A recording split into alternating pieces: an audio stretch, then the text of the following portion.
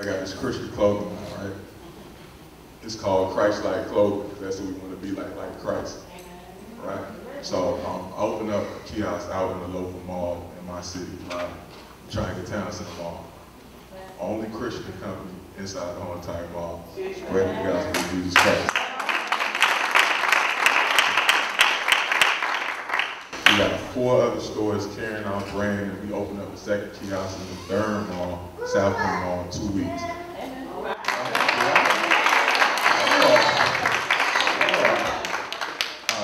Real quick, let me just tell you how the shirts work. I'm gonna call my sister and my homeboy. Y'all come up here real quick.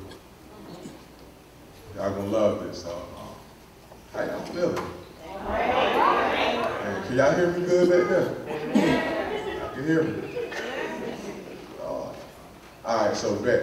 What we have is one quote split in half on the front, other half on the back. But it's worded so well that if you read the shirt from front to back or back to front, it makes sense either way you read it. Like hers says, I am on the front. And the back says, who God says I am. If you started from the back first, it would say, who God says I am. I am. I surrender. All to God, I surrender. Amen.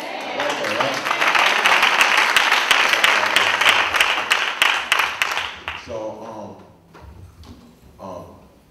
yeah, I like that, right? So I got a couple of them in the back. I got like 8 different quotes to choose from. How you doing, Pastor? Awesome. I know we blessed the opportunity to share the stage with them last year. We rocked out.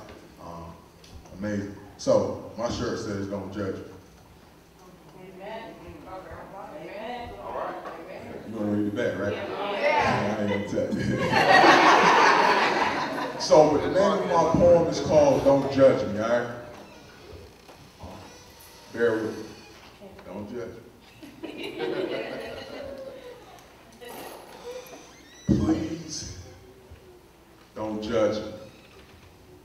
See, I was born and raised in a small city called Raleigh, where people gossip and everybody thinks they know something about everybody.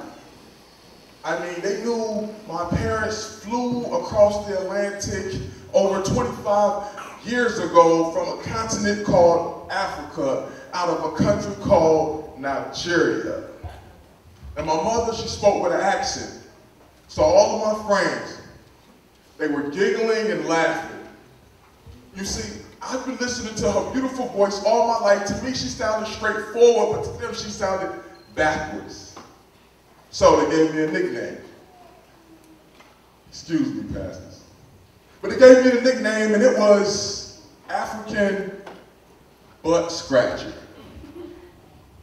Go ahead and smile, it's funny. But I promise you back then I wasn't laughing. You see, when I hit that schoolyard, my peers, they looked hard. And they picked and they laughed, and I literally cried out to God like, Lord, could you please take their eyes off me?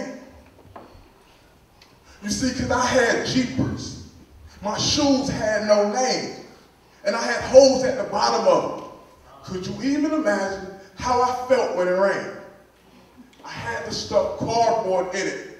So on that long walk home, though, down that rocky path, those sharp objects, I wouldn't feel it. And my hand-me-down jeans were way too big. And remember, I was a kid, so I did what kids do. We ran and we played.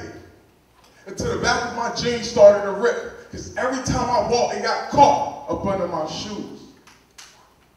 And I was ashamed to answer questions in school.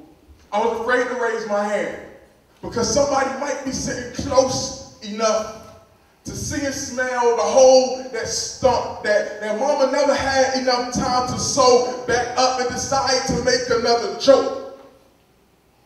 Like, do you find your clothes in the garbage? Or they'll say, you smell like garbage. You look like garbage. But little do they know that those stones that were thrown were seeds planted into a field. Now look at my harvest.